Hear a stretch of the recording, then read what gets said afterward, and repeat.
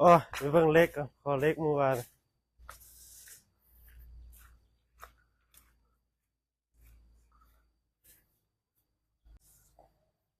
ถึกเล็กหยังออกแล้วบ่นี้เลยให้บอกให้ถึกเลย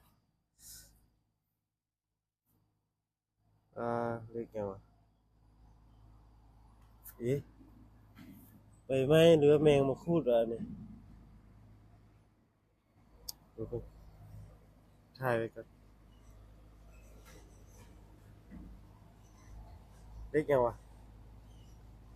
หกคือตัวหกบ่เลขหกบ่อันนี้อันนี้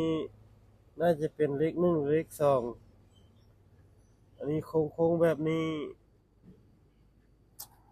เลขสามหรือเลขเก้าอ่ะประมาณนี้แหละพี่น้องเอ้ย